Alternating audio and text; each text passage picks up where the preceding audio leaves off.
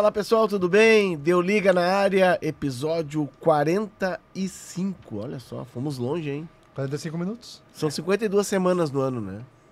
Mais 7 a gente completa um ano. Mais 6, né? Legal. Mais 6. Espetáculo. E hoje a gente vai falar de um assunto que, se fosse no Brasil, meu amigo... Não tinha futebol, né? Não tinha futebol. Uns dois se salvavam e era aquela... Talvez 3. É. Nós teríamos assim... Atlético Goianense contra Cuiabá. Isso. Né? Atletique versus Retrô. E esse seria o futebol brasileiro, Valtinho. É. Porque o nosso tema de hoje, pegando o gancho do Brescia, tradicional time italiano, clubes que faliram, porque na Europa não tem choro nem vela. Tu recomeça com outro nome, com outro CNPJ, com outro registro. Ao contrário aqui do Brasil, que o dinheiro é de borracha, né? Vai esticando, esticando, esticando, a dívida vai esticando e ninguém quebra. Eu estava conversando com a Janaína, nossa diretora, antes do programa. A Portuguesa está com um processo de recuperação judicial. É que os clubes adotaram a recuperação judicial como um meio para pagar as dívidas, né? Que é o famoso, é o antigo condomínio. Né? Mas eu não me lembro de brasileiro que tenha quebrado. Deixado de existir. O Paulista. Pode ser. Paulista, que era um clube empresa, pertencia... São Caetano, de certa maneira. Que também tinha um dono. Basicamente. Né? Não era uma clube empresa, mas tinha um dono, alguém que bancava. Mas assim, de fechar as portas. Tem muitos clubes que se licenciam, clubes menores. Do Rio Grande do Sul, por exemplo, Guarani de Cruz Alta. Se licenciou. O São Gabriel tem várias versões do São Gabriel, que já teve dono, não teve dono, volta, vai, é de um jeito, é de outro. O Armor, um time de Santana do Livramento, pertencia ao frigorífico Armor, time tradicional da fronteira. Assim, a gente vai lembrando, mas são clubes menores do interior. E aí some, enfim. Mas o nosso, pegando esses casos europeus e também tentando traçar um paralelo para o nosso cenário, porque é uma preocupação muito grande de agora se discute muito o fair play financeiro aqui no Brasil. Mas antes da gente começar a dar o pontapé inicial, vamos para o nosso índice, por favor? A derrocada do Brescia, outros clubes que faliram, a lista é grande, e times tradicionais, e o fair play financeiro na Europa. O Brescia, né? Brescia. O Brescia, como a gente estava falando antes, e o Castilhos trouxe também, Valtinho, Baggio, Pirlo.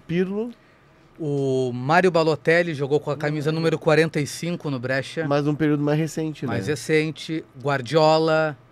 A gente tem também Luca Toni. Centroavante. Era ruim, né? Deus. Mas metia gol, né? Metia gol, mas era duro. Era difícil, velho. Esses são os desse século. Acho que o Brescia teve o seu grande momento ali, final dos anos 90, começo dos anos 2000.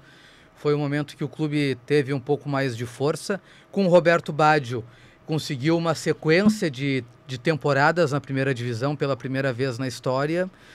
E agora vai à falência. É uma situação até certo ponto estranha, porque o que acontece? Em campo, a Sampdoria foi rebaixada. Tradicional time também, né? A Sampdoria é mais tradicional que o Brescia. O Brescia tem 114 anos de história, mas sempre ficou balançando entre a primeira e a segunda divisão. A Sampdoria é um clube mais estabelecido, foi campeão italiano, vice-campeão europeu, foi rebaixado. Pela primeira vez foi rebaixado para a terceira divisão. Depois do rebaixamento matemático da Sampdoria, surge a informação de uma investigação em relação ao Brescia. E a partir dessa investigação, são encontradas algumas irregularidades, algumas sonegações, algum tanto de dinheiro desviado, e o Brescia é punido com 4 pontos. O que faz com que o Brescia entre na zona de rebaixamento e a Sampdoria vai disputar o play-out para ver quem é o último rebaixado. Está jogando contra a Salernitana esse play-out. O jogo de volta é domingo agora. Isso, domingo. Até a Salernitana, depois do jogo, teve problemas, intoxicação alimentar com vários jogadores e tentou adiar a partida de volta. Será que foi coincidência? Coincidência. Molho estragado. E depois de todos esses problemas, surge a crise do Brescia e a gente fala, o Léo estava falando dos clubes brasileiros. Sabe de quanto é a dívida do Brescia? É irrisória, né? É ridículo. 3 milhões de euros. Eles não tem 3 milhões de euros para fechar a conta e seguir jogando futebol como está estabelecido o clube hoje em dia. 3 milhões de euros, deixa eu ver aqui. 18, 19 milhões de reais. Sim, mas não estou tentando ver um jogador que tenha sido vendido ou comprado pela dupla por 3 milhões de euros. O Bernabé custou 30. O Bernabé foi 5 de euros. É. Ou seja, a dívida do Brett é um Bernabé e meio. Mas isso porque tem regras, né? Essa é a grande diferença. É uma dívida pequena, claro que é um clube tradicional. Eu tava dando uma olhada, eu me lembro, o Branco ele joga no Genoa, mas ele joga no Brescia também. Fábio Bilic, de passagem marcante por Porto Alegre, né? Não pelo que fez em campo, mas pelo que fez fora. E o Matusalém, né? O Matusalém jogou muitos anos. Ex-meia do Vitória. Uma carreira longeva no futebol italiano. Formado no Vitória. Esse de longo tempo, né? Jogador, um estilo mais vintage. Né? Mas, enfim, não são clubes gigantes, com potência do Milan, do Inter, até do Napoli, que a gente vai tratar também. É que a Itália tem uma formação diferente, né? As cidades são menores, então não tem tantos super clubes assim, acaba ficando Inter, Juventus, Milan, Roma, Lazio, que também já tiveram seus problemas financeiros, não a esse ponto, mas já tiveram seus problemas financeiros. Mas é algo que a gente fala muito em SAF no futebol brasileiro, mas que vale ficar de olho. Quem é o dono do seu clube? Quem é que compra a sua SAF? Quem vai bater na tua porta? Porque o dono do Brescia é um cidadão chamado Massimo Celino. Ele está no seu 3º clube. No Cagliari não teve maiores problemas. Aí ele foi se aventurar na Inglaterra, ele comprou o Leeds United, que faliu. Ele comprou pré-recuperação com Bielsa. E deu no que deu. Não, foi pós-recuperação com o Bielsa, eu acho. Foi pós. Pós o Rafinha passar por lá, tudo mais. É recente. Exatamente. E agora ele estava no Brescia desde 2017, se não me engano. E mais um clube que ele consegue quebrar. Então, assim, daqui a pouco... Bom gestor, né? Não, na próxima gestão dele, se der errado, ele pede música no Fantástico. Tu imagina esse homem comandando um Corinthians que tem uma dívida de 2 bi. Pá. É a Disneylândia pra ele, né? É a Disneylândia pra ele. Mas o que eu tava falando é que, embora não seja um clube gigantesco, essa dívida de 3 milhões de euros mostra que há um regramento e que se tu não se enquadrar nesse regramento, tá fora.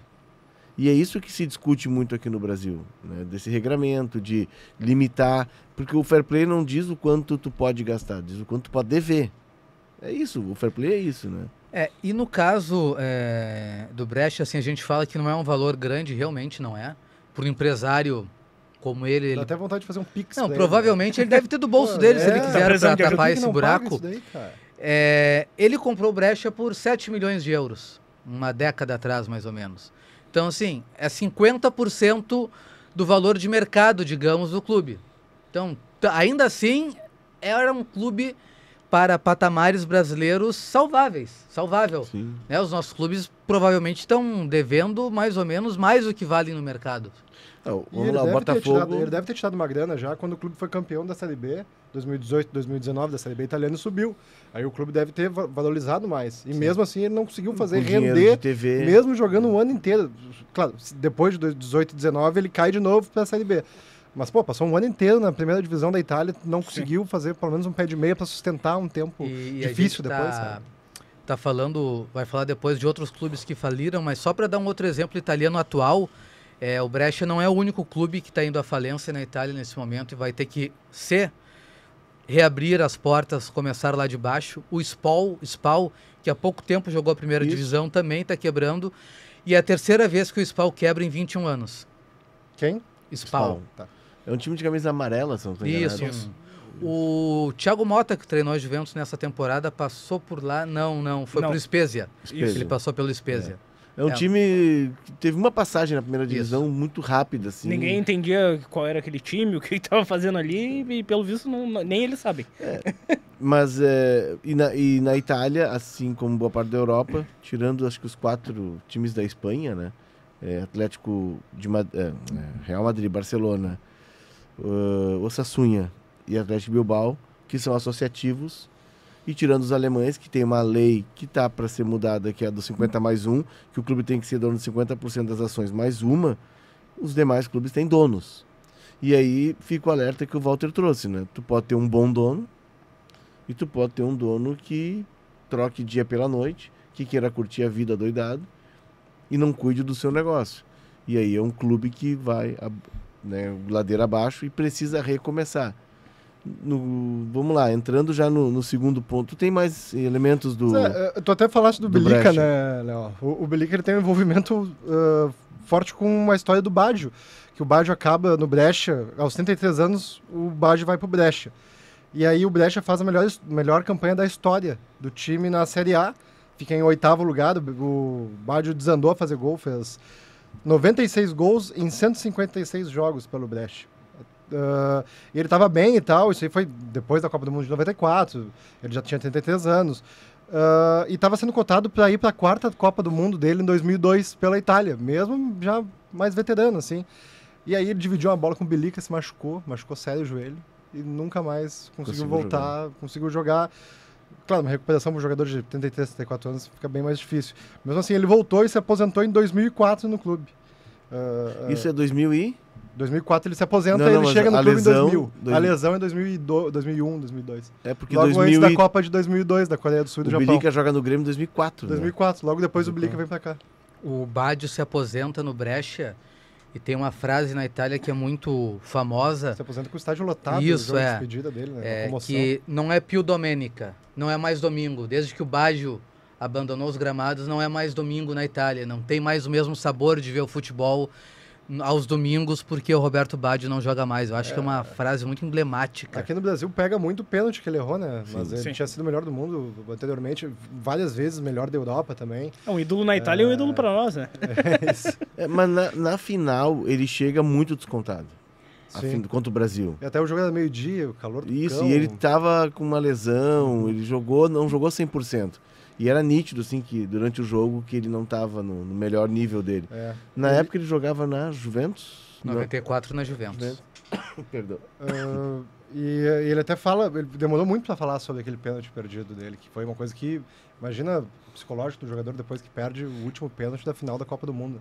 Ele perde, o Massaro e o Baresi perde. Aí ele fala, ele até deu uma entrevista, depois de muito tempo ele deu uma entrevista, ele diz assim, talvez hoje eu possa dizer que sim, que eu aprendi alguma coisa com aquele momento. Mas naquele dia, se tu tivesse me dito que eu iria aprender com aquele erro, eu mandaria você tomar no...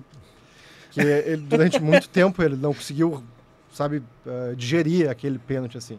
E até por isso agora ele faz trabalhos humanitários e ele é budista. Uma doutrina filosófica que nasceu na Índia e tal, com foco pela busca na cessação do sofrimento. Que pode ter muito a ver com o que aconteceu em 94 no Rose Bowl, né? E o pessoal não entende, às vezes, a pressão de um pênalti, né? Olha Caraca, eu fui bater o pênalti do Aplicados esses dias, perto da TV, cara. O Roberto Baggio, ele bateu o pênalti na Copa de 90, bateu o pênalti na Copa de 94 e bateu o pênalti na Copa de 98. Foram, acho que, 4 pênaltis que ele bateu em 3 Copas do Mundo. Só errou? Só errou um. E é o que mexeu com a mente dele, né? Ele bateu o pênalti contra o Chile na Copa de 98, na fase de grupos. É verdade. E depois acho que ele bate também na eliminação para a França. Mas aí quem erra é o Di Biagio, não o Roberto Baggio. Que era um meio-campista, um volante. Volante da Inter de Milão, careca. Isso, me lembro dele. Outros clubes que faliram. A gente poderia ficar aqui o programa inteiro só listando os clubes italianos que faliram. São mais de 150 clubes italianos que faliram nesse século. E o século tem 25 anos. 25 anos. Incompletos. É Mas loucura, né? Há uma falência porque há uma regra rígida que não tem margem para que tu negocie. É aquilo, né? A gente fala, é um valor pequeno, né? Mas se eles vão deixando, esse valor vai crescendo, como é aqui no Brasil. Vira um Corinthians. Exatamente. Então eles já tentam cortar logo ali no início, porque daí tem tempo de se reestruturar. Teve casos de falência em que o clube teve tempo de trocar o quadro de sócios, se reorganizar, e não foi rebaixado. O caso do Torino em 2015, que tem até um episódio do Deu Liga para quem quiser ouvir. O Torino teve esse caso de falência, mas ele não foi rebaixado. Ele reorganizou o quadro societário dele, se reorganizou ali internamente, e daí conseguiu voltar como Torino mesmo. Não precisou trocar de nome, não precisou... reviver, né? É o caso, né? Como muitos clubes acabam tendo que trocar o seu nome original e passar a ter um novo, né? O Napoli passou por isso, né? Isso, tem muitos clubes conhecidos. Vamos lá. Vamos citar aqui uma meia dúzia. Bolonha. Há um caso recente de clube que disputou a Liga dos Campeões e que fechou as portas, e fechou mesmo, não tem mais clube. É o Chievo Verona. Que era o time da padaria. Isso aí. Começou com o time da padaria. A Fiorentina, o Parma, o Napoli, o Palermo, a Pescara. Pescara que jogou o Júnior. O Palermo, o time do Cavani. Sim. Isso. O Palermo tem uma história legal que é similar à do Brescia, que era o técnico era o Maurizio Zamparini. O técnico não, o dono do clube era o Maurizio Zamparini, que antes de ser dono do Palermo era dono do Venezia, quando jogou o Tuta, que passou aqui pelo Grêmio. Foi na Itália que o Tuta aprendeu a mascar chiclete, porque ele ficava muito tempo no banco e ficava meio ocioso, então ele começava a mascar chiclete, porque ele não tinha tempo. E tem uma história de que ele faz um gol que não é pra fazer, né? Isso. E aí ele disse que não entendeu a combinação no vestiário e ele fez o gol. E os companheiros vieram reclamar com ele, contestar. É tipo o Shirley no 7-1, né? Que a Alemanha não ia pro vestiário, e os caras meio combinaram de dar uma segurada, já tava 3-4-0. Entrou o Shirley no segundo tempo, fez mais 2. Ele fez 2. E ele era dono do Venezia, e o Venezia já não estava em boa situação financeira, e ele viu que não estava em boa situação financeira. Então ele tratou de começar a vender o Venezia e comprar o Palermo. Só que nesse interim de um dia entre uma coisa e outra, ele pegou todos não, mas assim, 13 jogadores do Venezia, mais o técnico, colocou de madrugada numa van, tirou do retiro onde eles estavam fazendo a pré-temporada. Por quê? Eram os novos jogadores do Palermo.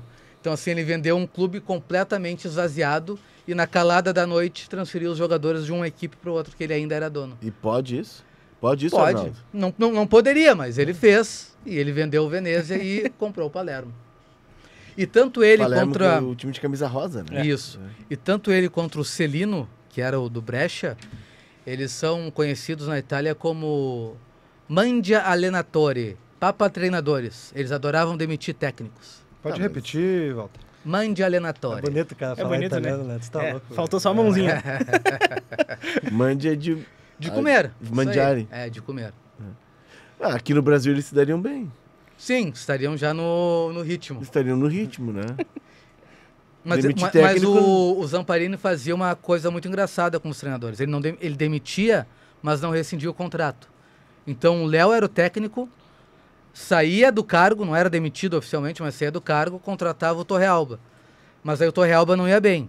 Aí o Torrealba saía e voltava o Léo, porque ainda tinha contrato. E aí mas ele, nesse meio tempo ele ficava pagando os dois. Isso. Mas não precisava pagar a rescisão também. Não pagava a rescisão. Tá, mas em vez de pagar um técnico, paga 2. Bom, o Santos tá pagando 8 ao mesmo tempo, né? Então. Vai ver 2, tá no lucro. 2 ainda é pouco, né? Nós temos muito da Itália, né? O Brasil tem muito da Itália. Tem muita similaridade do futebol italiano e o futebol brasileiro em termos de gerência, de regras, de problemas. É muito similar. A diferença é que lá os clubes são fechados e recomeçam. A Fiorentina, acho que desses todos os clubes, Napoli e Fiorentina são as camisas mais pesadas, né? A Fiorentina... o Parma quebrou 2 vezes e o Parma foi muito forte nos anos 90. Não foi campeão italiano, mas foi campeão da Copa da UEFA. É que tinha por trás a empresa, né? Isso. Que bancava tudo. Isso. Mas enfim, é claro, para nós também o Parma, o Alex foi jogar no Parma. Quem mais? O Tafarel foi jogar no Parma. Tafarel. O Amoroso chegou a jogar. Amoroso. Muitos jogadores jovens brasileiros, né? Foram e trabalharam com o Ancelotti, inclusive, né? Zé Maria, lateral direito. Que depois fez da Portuguesa. Isso.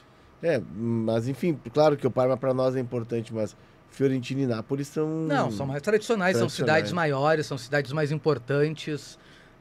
Firenze é uma cidade fantástica, é berço cultural da Itália, a Renascença se dá ali, Nápoles, a cidade mais forte do sul. Sabe que teve um antigo colega, trabalhou aqui na redação da Zero Hora, que foi passar férias na Itália e foi a Florença. E aí, o que tu achou? Tudo velho. Tem um amigo meu que foi pra Atenas, e aí, que tal? Só pedras. Só ruínas. Só ruínas. Destruíram tudo. E nessa história dos nomes até dos clubes, né? O Parma, por exemplo, nessa falência em 2015... São muitos cuidados. O Parma teve que trocar de nome, né? Foi o Parma FC...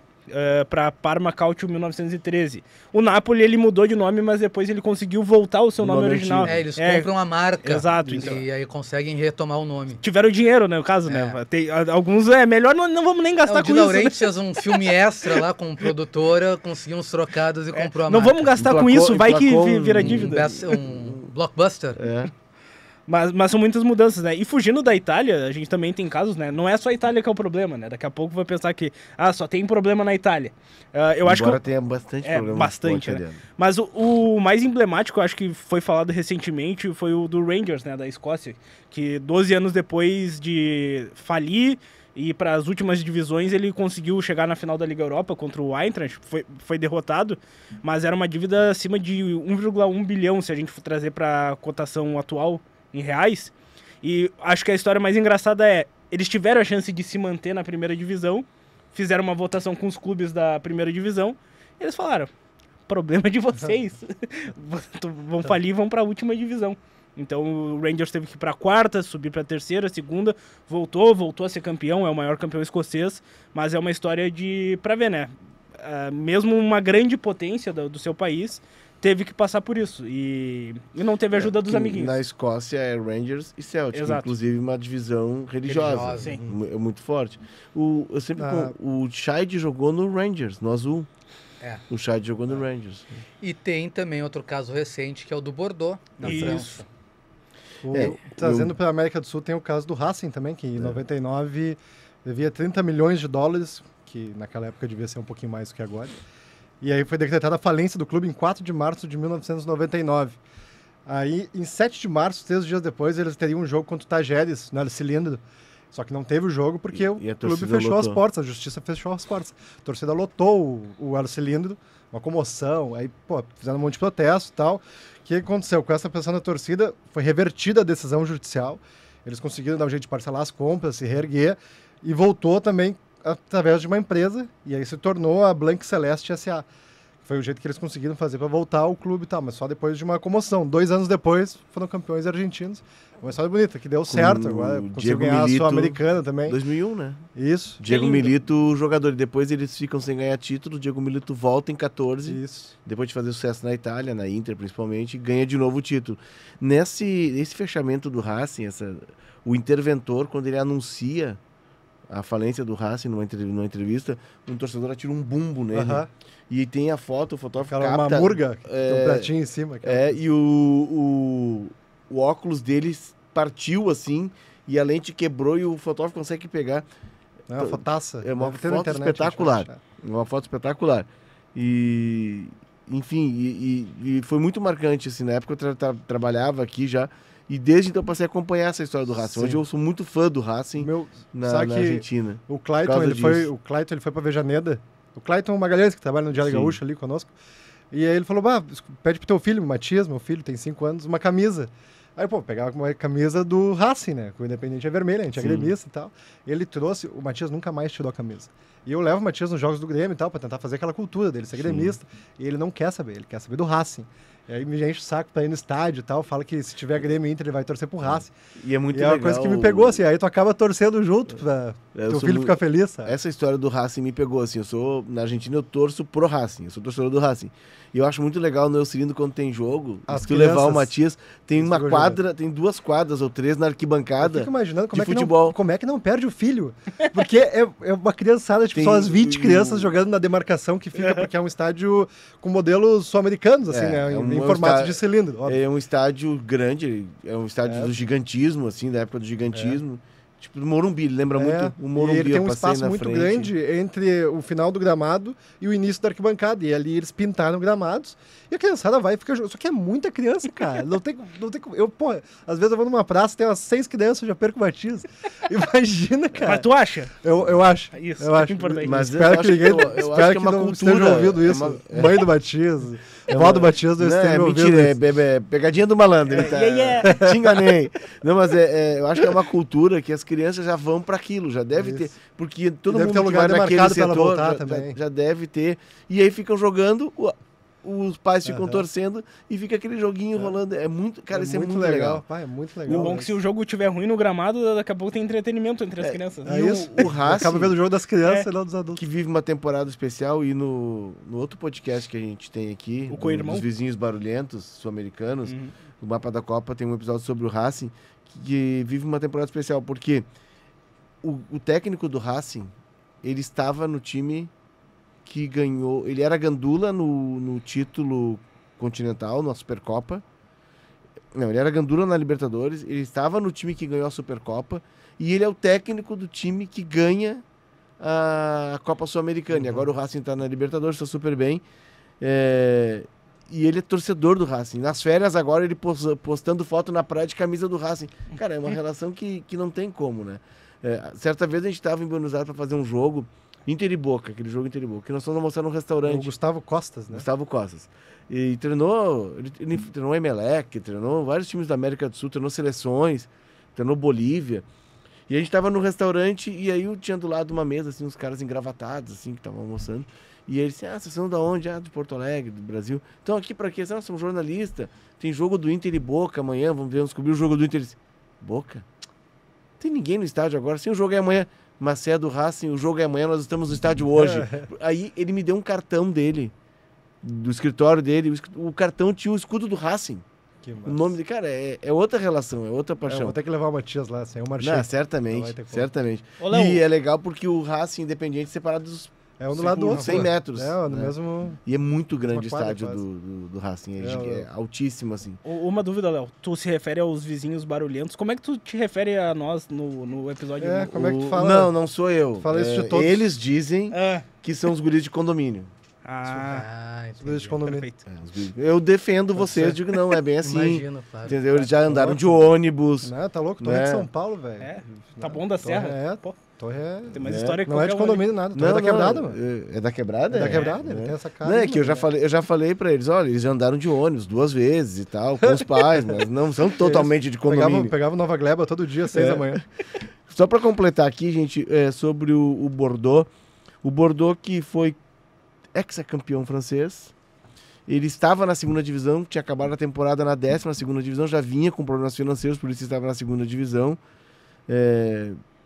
Brasileiros que jogavam lá, me lembro do Valdeir, meio ex-Botafogo, Valdeir Messier, como dizia o Januário de Oliveira.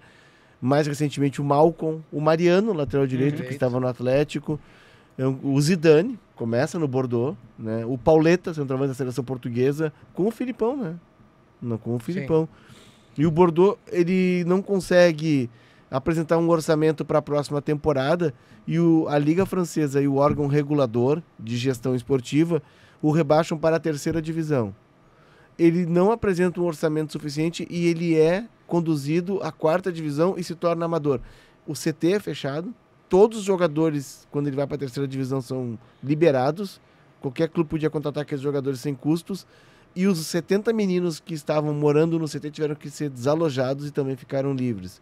O Bordeaux está vendo na 4ª divisão, no grupo dele, são 8 ou 10 por grupo, um campeonato grande, ele acabou em 4º lugar, ou seja, ele segue patinando e jogou a Liga dos Campeões em 2009, 2010. Então, assim, é um clube tradicional. Se a gente falar de futebol francês, é Olympique, PSG, Lyon e Bordeaux. É claro que agora tem o Lille, tem o Nantes, que são mais recentes, mas é uma camisa extremamente tradicional. E a gente entrando aqui no nosso 3º ponto, e antes de entrar, lembrando para quem está nos vendo no YouTube, que deixa o seu like, assine o canal de GZH, né, deixa o joinha lá, comente, né, e compartilhe com os amigos. E para quem está nos ouvindo nas plataformas de áudio, ative o sininho, né? Faz o bling, bling, bling, 5 stars, manda pros amigos. 5 estrelas. Essa é a melhor indicação, é mandar pro bruxo teu que gosta de futebol internacional. Sabe aquele guri de condomínio lá, que tu é teu bruxo? Sabe aquele grupo? Isso, ninguém se importa com os teus history. Bota nos grupos, por exemplo, grupo da família, né? Grupo da família. Que tu é voyeur no grupo, tu só fica lendo que a família, as tretas da família, de repente joga no grupo da família, vai ter legal ou outro que... Tem um pouquinho de conhecimento. Nossa, como ele sabe de futebol, não sabe? Exato. Bosta nenhuma. Que isso? Pouquinho só, Não, né? tô falando eu, né? Você sabe mesmo. O fair play financeiro, casualmente, os vizinhos barulhentos sul-americanos também fizeram um episódio sobre fair play. Mitões, né? Porque a gente já fez um sobre Também temos, né? Também temos. Eu sempre trago como exemplo, mostrando esses casos da Itália, mostra que há um regulamento, ele é rígido. O caso da França, porque tu precisa aprovar as contas e aprovar não só as contas, um orçamento que tu seja capaz de cumprir no próximo ano. Tem um órgão que é regulador, né, um departamento nacional de gestão que é regulador disso. Na Espanha, tu tem uma regra que é o 1 por 1, que tu só pode gastar €1 se entrar €1, e aí engloba todo o departamento de futebol, todos os custos do futebol, inclusive com categoria de base. A Inglaterra também tem um fair play que é muito rígido e os clubes precisam obedecer. Tanto é que o City, e temos um episódio sobre isso também, né? A gente tem o City está com um julgamento pendente. Depois de 45 episódios, difícil, né? Não tem o que a gente não falou ainda. Mas esse do City está com toda a cara de que vai... Não vai dar. Tu acha que na hora da pomada... Na hora da pomada... Não vai. O gato vai sair da tuba. Tu acha que tem gato na tuba aí, não? Tem gato na tuba, mas na hora da pomada não vai dar nada. Não vai dar. Então, tem o caso do City, que é muito difícil, a Premier League fica espremida por isso, mas o caso do Crystal Palace, para mim, e tem um documentário na Amazon que conta a história do Crystal Palace, que é um caso muito parecido com o caso do Racing. Tem uma reunião no banco para decretar falência. É um banco bem famoso na Inglaterra. Barclays. E os executivos estão reunidos e a torcida descobre que a reunião é lá e daqui a pouco tem aquela barulheira, eles interrompem a reunião e vão ver o que está acontecendo. E tem um ar de gente batucando e cantando e falando assim, que isso? Aí eles não vão revisar esse caso. E aí quem assume o Crystal Palace é um publicitário conhecido na Inglaterra, um cara bem estabelecido, torcedor, o pai dele era torcedor. Ele é daquela região do sul de Londres e ele assume o clube e ele resgata o Crystal Palace, que hoje tem outros donos, que foi campeão, acaba de ser campeão da FA Cup, e tem o Textor como um dos seus acionistas. Mas tudo começa num episódio parecido com o do Racing. Por quê? Porque lá a coisa funciona. Aqui no Brasil começa agora a se discutir o fair play financeiro. Sinceramente, eu sou mas eu duvido muito, eu sou muito desconfiado com isso. Uma das únicas vozes que a gente vê, assim, de direção é a tia Leila, né? A Leila Pereira, em toda a entrevista, Doutora Leila, diz um amigo nosso. A doutora tia Leila, presidente do Palmeiras, ela, em toda a entrevista, ela faz questão de ressaltar o fair play financeiro, cobrar também, né? Porque Flamengo, Botafogo, Palmeiras são times que muita gente se questiona, o sucesso vem só pelo dinheiro, mas vem muito pela gestão, né? A gestão correta, porque hoje em dia a gente não vê gestões corretas no futebol brasileiro, tem as suas dívidas, mas daqui a pouco ter esse fair play para também não ter uma desigualdade tão grande. E o próprio Mundial vai ajudar esses times que estão jogando Mundial. Os europeus estão dando valor pro Mundial também pela questão de valor, para fechar o caixa e conseguir contratar. É importante ter isso, porque daqui a pouco fica muita acusação que não está sendo cumprido um fair play financeiro que não existe, e quando querem colocar, parece que o debate não avança, sabe? Então eu também, eu não tenho crença nenhuma que isso vai acontecer no Brasil. Nenhuma. O que eu vejo é assim, que na Europa também, a gente falou do caso City, que já teve problemas na Liga dos Campeões, no cenário europeu, é que esses clubes que hoje em dia investem muito, conseguem tapar os seus buracos financeiros porque tem alguém muito forte financeiramente por trás e estão entre os principais clubes da Europa, eles vão ter a sua vida facilitada, eles vão ter um tipo de punição, sei lá, vou dar um exemplo, multa em 40 milhões de libras o Manchester City. Os caras vendem 3 barris de petróleo a mais e eles fecham esse buraco. O dinheiro é infinito, então... Então essa... Não dói no bolso nunca. É a questão.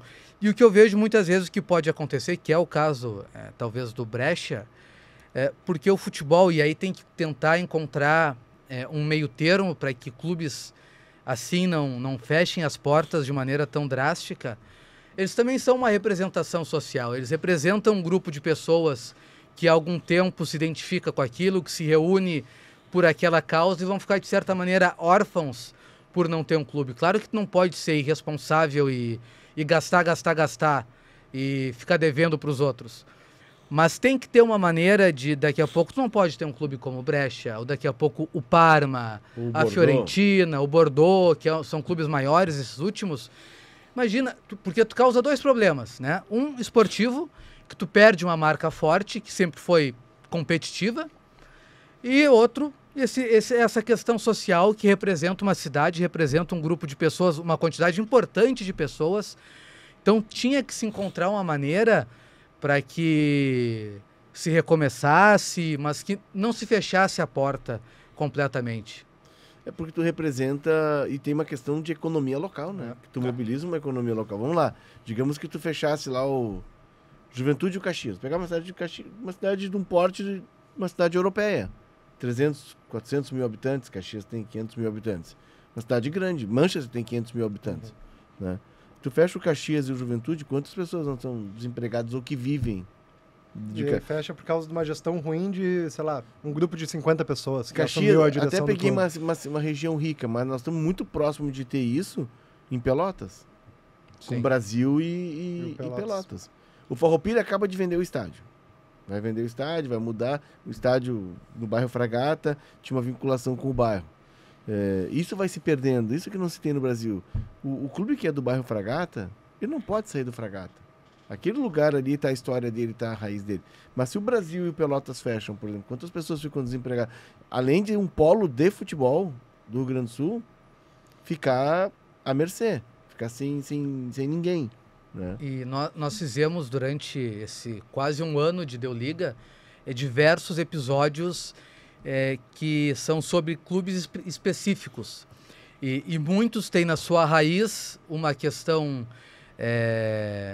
de exclusão, de ser um clube que abraça os excluídos num determinado momento da história, e de ser clubes identitários, de identificação, não apenas, social, né? Não apenas por ser um clube de futebol, mas por causas que o clube defende, que o clube tem como bandeira. Então, vai além do futebol, vai além da questão financeira, e teria que ter uma maneira de se encontrar um equilíbrio, principalmente nessas equipes que não têm esse aporte extra de um grande milionário, de uma multinacional por trás. E aí o fair play entraria para regular isso. E na Itália ele é rígido e funciona dessa forma. Não cumpriu, né? E as regras são muito claras, as regras do país são muito claras. No caso do Brasil, a adoção de um fair play ajudaria a organizar os clubes. Porque tu colocaria regras. E a gente não tem regras aqui. Porque cada gestão chega e quer gastar mais. Né? Perdão. Aguinha, Léo. É gripe mesmo. Coisa boa. Tá bem ventilado aqui. Esse é o nosso Rio Grande do Sul, no inverno. Né? Tivemos 9 graus no final de semana. Isso. E hoje eu saí de casa com 22, 23 Isso. E a umidade chuva do campo. nas nuvens. Né?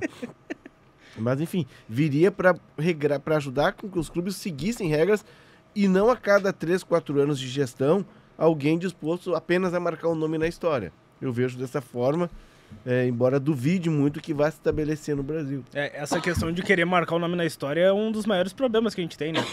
Porque o Corinthians, acho que é o exemplo mais claro hoje em dia. O presidente Augusto Melo, ele chegou para querer botar o nome dele na história, fazer um monte de coisa, daí trouxe o Memphis, botou dinheiro no time para jogar, ganhar título, tentar ganhar do Palmeiras ali em São Paulo, conseguiu até, mas daí a que custo? O futuro do clube está totalmente comprometido. A torcida do Corinthians pode ter comemorado o título, mas hoje em dia eles não conseguem ter aquela alegria e pensar no futuro do time como um time vencedor. E tem um monte de casos aqui no futebol brasileiro disso, sabe? É muito difícil tu pensar no futuro de um clube a cada gestão que passa, sabe? As eleições se tornaram algo normal, assim, a cada 3, 4 anos vai ter uma eleição ali no clube, mas sem perspectiva nenhuma de melhora, sabe? É raro isso. E tem outra questão que o fair play regularia, que, por exemplo, eu sempre pego o exemplo do Atlético Mineiro. O Atlético, quando os 4Rs chegam lá, o Atlético de um ano para o outro ele sai de um time de segunda página na tabela para ganhar a Copa do Brasil e Brasileirão. Investe pesado, contrata muitos jogadores e de um ano para o outro ele deixa de ser um time que lutava lá embaixo ou no meio da tabela para ser potência. O Botafogo com o Textor. O Botafogo é um time de segunda divisão que sobe, mas a realidade dele era não cair. E o Botafogo, de um ano para o outro, porque tem um investidor, ele é inflado e vira uma potência. E é injusto com quem vem ano a ano. É injusto, por exemplo, com o Flamengo. Sim. Embora tenha restrições ao comportamento do Flamengo, que acha que muitas vezes está sozinho no mercado, mas o Flamengo passou por um processo lá em 2014, entre 14 e 18, 2013 e 2018, que foi duro. O Flamengo não caiu por causa do episódio Everton da Portuguesa. Porque a realidade era aquela, era não gastar, era montar times de sobrevivência. E, por outro lado, tem um time que do nada tem uma injeção absurda de dinheiro. A gente não sabe a origem do dinheiro. Essa é a verdade. E vira uma potência. O Newcastle na Inglaterra passou por isso, né? E foi no meio da temporada. O Newcastle termina a primeira parte da temporada na zona perto da zona de rebaixamento e vem os árabes, assumem, contratam, Bruno Guimarães sai da Copa, sauditas, vai pro né? Mais do que árabes, sauditas. E aí o Newcastle termina o ano na primeira página e no outro ano tá na Liga dos Campeões. E era uma torcida que ela era muito contra esse tipo de coisa, de ter um dono de fora, de ter um investidor, assim, eles achavam que era meio que roubar da máquina, como diria, sabe? Tu tem que fazer o processo natural. Só que daí na hora que chegaram os caras, começaram a injetar dinheiro, começou a vir craque, começou a vir pra Champions League, aí muda completamente a opinião sobre isso. Mas no começo eles foram bem contras, né? Mas teve uma discussão muito grande na Inglaterra, um dilema ético. E a Premier League ficou espremida nisso. Porque tem todas as questões da Arábia Saudita. E no fim a torcida... O torcedor ele não quer saber. Não quer. Se é de um país... No começo, às vezes, até tem um pouco de resistência. Dependendo... Se tem problemas com direitos humanos. Ele quer saber se vai chegar o jogador, se vai chegar o centroavante, se vai dar para jogar a Liga dos Campeões. Enfim, né? Mas não imagina isso no São Paulo, por exemplo. Um investidor de fora vindo assim, ainda mais um investidor árabe injetando dinheiro. Coisas que são contra a filosofia do clube, sabe? Acho que depende um pouco do clube, às vezes. O Newcastle teve um problema de aceitação no começo, claro, depois ficou durou 2 minutos. Durou bem no começo. Mas o São Paulo, por exemplo, eu imagino que isso nunca possa acontecer, sabe? Tanto é que tem episódio nosso, de vocês, eu não estava aqui ainda. Sobre São Paulo. Nossa. Já estava no nosso coração. Exatamente. Nosso Xabi Alonso. Vamos tomar um chá? Eu tô precisando. Tô precisando. O chá das 5, por favor. Eu tô com a coluna do Nenê aqui, olha só. Uma caneca espetacular. Chá das 5? Chá das 5. A indicação do nosso colega Rafael de Velho, que assim como o Valtinho sabe tudo de cálcio também, fala italiano. De Velho morou na Itália. Morou na Itália, foi fazer um intercâmbio em Turim. Um torcedor do Torino. Isso. Depois do episódio do Torino, o Torino começou a perder bastante. E ele teve uma passagem no Sul também, né? Mas ele não chegou a morar, mas foi curta. Rápida, Isso. I Think, Therefore I Play. É a biografia do Pirlo, que começou a carreira no Brescia, o tema no nosso episódio de hoje. Penso, depois jogo. Tem um trecho bem interessante que a gente separou aqui, que ele diz que ele aprendeu a cobrar falta. Aprendeu não, mas se espelhou muito na batida do Juninho Pernambucano. Olha só. Quando ele estava no Milan, ele viu o Juninho batendo falta e, não é possível. Todo o mecanismo de corpo dele, assim, sabe? E ele disse que no começo ele tentava bater a falta e tal, e já deixava o pessoal da comissão técnica para depois da grade, assim, para pegar a bola, porque ia muito longe. Só que depois que ele pegou o mecanismo, assim, de como é que funcionava a batida, os passos, tudo, ele pediu pro pessoal separar o DVD do Juninho, para ele ficar analisando passo por passo. E se tu for ver hoje, comparar a batida de um com a batida de outro, é muito parecido o mecanismo, assim, dos passos, até a inclinação do braço na hora de bater na bola. O Juninho disse que o Pirlo falava que o Juninho nunca batia com toda a parte do pé na bola, batia só com os 3 principais dedos, meio que de frente, assim, meio que arrastando a bola, uma batida seca, assim. Então ele conseguiu desvendar a batida de um brasileiro para se tornar um dos principais batedores de faltas, os melhores de todos os tempos. O Pirlo começa como meia, né? Jogando mais ofensivo. E depois ele vira um primeiro. Isso. Na Itália eles chamam de regista, o volante que na verdade é um meia jogando na frente da defesa. O carteador. O carteador, o cara que carteia. Aqui no Rio Grande do Sul não jogaria. Ele começou nessa posição no Brescia. Foi na primeira, o Carlo Mazzoni que colocou ele para fazer essa função e ainda assim ele foi para Inter jogar como meia, não deu certo, foi para o Milan e estava para ser dispensado do Milan e o Carleto disse, vamos conversar aqui, já vi jogos anteriores teu, quem sabe a gente faz tu jogar assim, assado. Acho que deu certo. Deu certo. E o né? Pirlo, como um grande fã de jogar videogame, né? A gente já contou essa história aqui. Eu adorava jogar com o Pirlo também no videogame, principalmente a bola parada. Bolinha parada com o Pirlo era quase gol, né? Meio gol já por conta dele. Então, sou fã. Teve uma Copa, não me lembro qual foi. A última Copa da Itália foi 2014? Foi. Então foi na de 2010. Que o Luiz Henrique Benfica, nosso colega, ele passou a Copa toda perguntando assim: e esse Pirlo, hein? É volante ou meia? E todo dia ele pergunta, cara, 3 vezes. Aí chegou um dia que a Daniela Peretti: para, Benfica, eu não aguento mais isso. Lá pela terceira semana de Copa, tava todo mundo já no limite, porque Copa do Mundo é muito legal, mas quem trabalha em Copa do Mundo trabalha muito, né? A gente, pô, é caderno, é produção, é muito legal, ninguém reclama, mas chega um momento que tu já tá cansado, e aí a piada já repetida às vezes.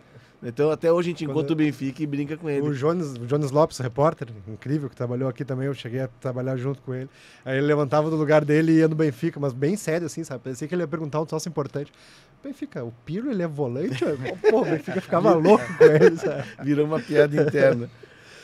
Futebol é uma viagem. Nós temos um guia aqui, um guia italiano. Será? Agora ele vai se lavar. Agora vem. Acho que não. Ele veio. Acho que não. Já estiveste em Brescia? Já estive em Brescia e Que esse homem vai viajado. ser uma dica de viagem um pouco diferente. Ah, é? É.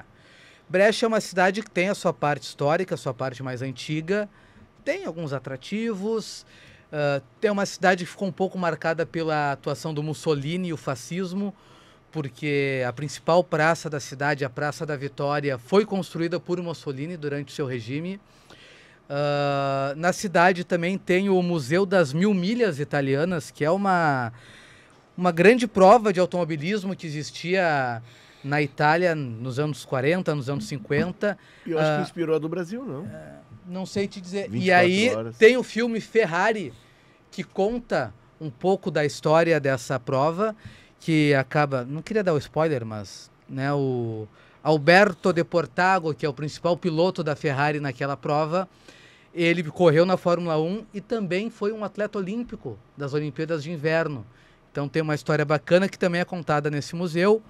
Porém, a gente está falando de Itália.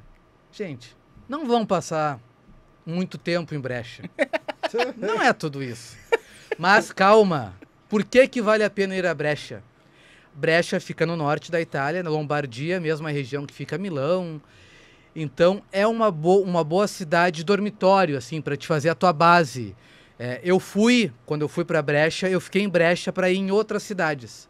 Que É perto, então assim, tu consegue ir para Milão, tu consegue ir para o Largo de Garda, que é bem pertinho, que é lindo. Tu consegue visitar Verona, que é a cidade de Romeu e Julieta. Dá para ir e voltar no mesmo dia a Veneza. Então, ela é uma boa base para te conseguir se deslocar por vários pontos da Itália. Quer dizer que o bom de Brescia é quando sai de Brescia. Quase isso. O meu amigo Castilhos, ele acho que surge a dúvida dele. Se tu vai pra uma noite em Milão, é tranquilo voltar pra Brescia?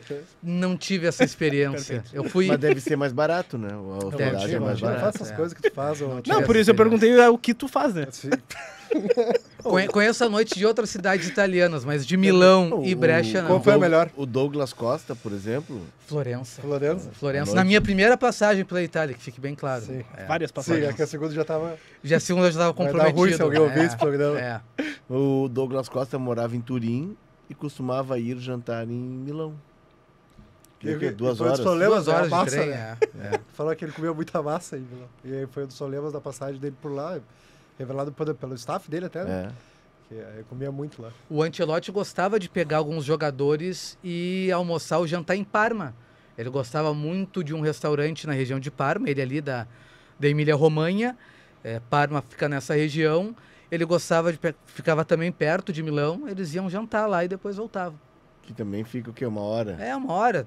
Não é um país muito charuto grande, né? eles, Então, assim, toda aquela parte do norte, chega. Vêneto, a parte de Milão, de Turim, é tudo pertinho. A Itália é espetacular, né? A Itália é um país... Não conheço, mas tenho vontade, Valtinho. Cada contribuição que tu dá aqui, eu fico com mais vontade de conhecer. A noite de Roma é bacana também. Ah, é? Bacana. Detalhes? Não, sem detalhes. Tá. Não toca Roberto Carlos. O MVP, por favor. Já que estamos em período de Mundial de Clubes, né? O Brecha não joga o Mundial de Clubes, tão cedo não vai jogar. Vai jogar. Tu bota o Brecha contra o Auckland. Olha, dá jogo, hein? Acho que não dá, não. Acho que 1-1. Não. Mas é um Auckland. Não, mas é um time da segunda divisão, da terceira, até que seja a terceira divisão da Itália contra o Auckland, que o goleiro trabalha com uma empilhadeira. Não tem como. O Auckland é semi-amador, né? Não tem como. Semi-amador. Mas o craque é o Musiala, que nesse Auckland semi-amador fez 3 gols. Eu me lembro do 10-1 da Hungria em El Salvador, né? Na Copa de 86. A última vez teve 10 gols em uma competição FIFA foi em 2013, Copa das Confederações, a Espanha ganhou do Tahiti. Foi 10-0. Eu tava nesse jogo. Eu Eu fui nesse jogo. Foi numa quinta-feira. Que legal. Maracanã. 10-0 pra Espanha. O Musiala conseguiu fazer 3 gols em 30 minutos, enquanto o Harry Kane, que já foi episódio do nosso Deu Liga, tava uma tiriça, A gente não consegue esquecer o Harry Kane, né? Mas o cara não fez gol no time semi-amador. Segundo título dele vai ser o Mundial de Clube, só pra te calar. Não, tudo bem, eu não duvido. Pô, como fala mal Mas cara, eu sentei pra ver o jogo, com 21 minutos tava 4-0. Não tem como, o cara levanta daí. Não o cara levanta e vai fazer um almoço. Eu acho que esse é um ponto que claro que tem que ter integração, tudo, mas a FIFA poderia fazer uma preliminar. Eles tentaram dar uma vaga pra Oceania, mas não tem como, né? E a cota tava dando uma olhada nas cotas, por exemplo, cada clube brasileiro recebe 12 milhões, 13 milhões de dólares, né? Pra participar da primeira fase. Da Europa é entre 12 e 38. E a cota do Auckland é 3,5. Aí a FIFA não se ajuda, devia ser o contrário, paga mais pro Auckland. É que daí vira... Pra equilibrar. Mas é que daí vira... Daqui a 4 anos, o desequilibra Auckland vai de novo pro Mundial. Mas daí não existe mais futebol na Nova Zelândia, né? Porque... Mas não existe? Tudo bem. É que não existe hoje, entendeu? De tarde o cara colhe kiwi, de noite o cara vai jogar futebol. O cara coloca saco de ração na segunda prateleira. O Ian Sassi, que tá jogando pelo Esperance, o menino aqui de Porto Alegre. Jogou nada, tá? Contra o Flamengo. Não apareceu em campo. Substituído no intervalo. E ele é o craque. Ele foi eleito o craque do campeonato. Tá mal. Ele foi substituído porque ele ia ser expulso. Ele tava louco pra fazer coisinha ali. Tava fazendo um monte de falta e que o juiz tava fazendo vista grossa. E aí o técnico disse, vou ter pelo menos terminar o jogo com 11. Temos mais 2. Ele tava sem clube em Porto Alegre, aqui esperando uma oportunidade, tava com uma lesão no pubis e aparece o Wellington, que possivelmente seja o rival do Auckland. O clássico da Nova Zelândia. E aí ele vai jogar no Wellington e aí eles, só que tem um problema, eu tô lesionado. Os caras, não, vem que a gente recupera aqui. Se recuperou e do Wellington ele foi pra Tunísia, que já é um outro nível de futebol. Sim. Disputa a Liga dos Campeões Africanos, é um clube, né, de um país com tradição que joga a Copa do Mundo, né? Agora, o mais bacana da história... A Nova Zelândia esteve na última Copa do Mundo, Pra fechar, antes que a Jana infarte, mas o que eu acho legal do futebol é que ele te dá muitos caminhos. A gente fala aqui dos jogadores da dupla Grenal, quem sabe vão ir para os grandes centros, mas o futebol te dá mais caminhos do que tu ir para jogar num grande da Europa. E mesmo assim, vencer na tua carreira, fazer um pé de meia, ter uma boa vida, conhecer novas culturas. Essa é uma das partes mais bacanas do futebol, que não tem só uma maneira de tu construir a tua carreira. O Mauro Galvão sai do Botafogo. Do Botafogo. Ele primeiro sai do Inter pro Bangu, né? Bangu, depois do Botafogo, e aí ele vai jogar no Sion da Suíça. Ele joga 6 anos no Sion. O Túlio sai do Goiás também para jogar na Suíça. Túlio Maravilha. Exato. Lá ele fez metade dos gols dele, né? Mas daqui lá valia só 1 ponto os gols, né? Os jogos em amistosos valem 3 na contagem. O Inter tentou várias vezes o Túlio e ele acaba voltando ao Brasil para jogar no Botafogo. O Túlio era muito bom centroavante. Mas aí o Cássio, que jogou no Inter, lateral esquerdo, no Inter de 2002. Jogou no Flamengo, jogou no DC United. Isso, e foi jogar na Austrália e se estabeleceu na Austrália. Hoje ele vive na Austrália, constituiu família. Fernando Reck, que acho que participa da base do Inter atualmente. Isso, foi centroavante do Juventude do Inter. Acho que ele encerrou a carreira na Austrália também. Teve uma aventura ali na Austrália, na Oceania. Tem um jogador que eu até já entrevistei ele, se não lembrar, foi formado na base do Grêmio, Gerson. Ele era o capitão da seleção sub-17 que tinha o Neymar, ele é dessa geração. Ele era o capitão, um cara muito esclarecido, assim. E ele estava jogando esse tempo na Tanzânia. E agora eu vi ele tá em Hong Kong. E como ele teve uma lesão, eu desconfio que ele esteja já como técnico. Mas ele, na entrevista, ele disse, não, eu optei por isso, de conhecer outros lugares, de sair, de ganhar mundo, de ganhar vivência e também ganhar dinheiro, porque o salário, geralmente, mesmo sendo um mercado diferente, é um salário que é maior do que ele receberia aqui, onde ele jogaria aqui, talvez, no máximo, Série B. E por vezes, em um país que futebolisticamente não é tão evoluído, mas que tem condições de vida melhor do que no Brasil. Para um jogador que joga uma Série C ou uma Série D. E recebe, né? Tem outros que muitas vezes no Brasil não recebe. Por exemplo, no vôlei, eu joguei vôlei durante muito tempo e eu tenho amigos que estão jogando com o Cachopa, ainda. né? Joguei com o Cachopa, levantador titular da seleção brasileira. O Lucarelli também? O Lucarelli joguei contra, não tinha graça. O Cachopa jogou no meu time. E o Cachopa é 9'6", 9'5", eu sou 9'3". Então ele subia pra jogar, que ele era muito diferente já na época. E aí o pessoal, tem muita gente que, por exemplo, que tá jogando na Grécia hoje, jogando um vôlei de segunda linha, assim, mas, pô, tá jogando na Grécia. Ou gente que vai pra França, joga um vôlei de terceira linha até. Mas, pô, é tão fácil tu te locomover na Europa que de 15 em 15 dias tu tem uma folga e tu vai conhecer um outro país. Assim.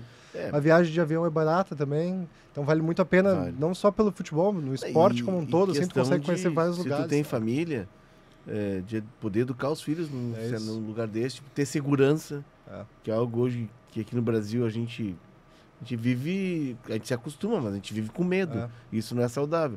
E de conhecer, né? Tá na Europa, tu tá conhecendo gente de todos os cantos, enfim. Vou tentar ser jogador. Acho que não dá mais agora. Acho a gente tenta sobreviver ali, ó. Porque a produção é dela. Está ali com uma pose implacável, general, né? Sem piscar. Tá brabo hoje. Janaína William. E o Rafael Ramos que sumiu. Se alguém... Bota uma foto do Rafael Ramos ali. Rafael Ramos tá com os manetes do Baggio. Se alguém encontrar o Rafael Ramos por aí, mande notícia. A Jana tá brava porque mas tá nem em último no pessoal bolão. que faz barulho do podcast ao lado, ele aparece? Não. Eu vi ele só vai em podcasts de outros esportes. Ele optou por esse caminho. Estados Unidos, ano da Copa Mundial de Clubes.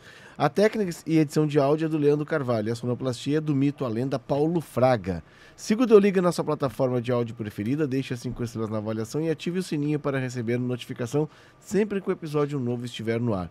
Para quem estiver no YouTube, para quem está no YouTube, deixa o likezinho, né? Assina o canal de GZH, comenta, compartilha e também acessa o site de GZH porque tem um conteúdo vasto de futebol internacional produzido por esse rapaz aqui, o nosso chileno. Crack. Da onde? Qual é o bairro de São Paulo? Tá bom, não? Tá bom da Serra. Cidade, tá bom da Serra. Isso. O nosso chileno de que é Taboão muito da maior Serra. que Quiririm. Sim. Mas Quiririm não vamos falar porque entregou para o mundo muito barulho, né? Demais. Um abraço. Tchau.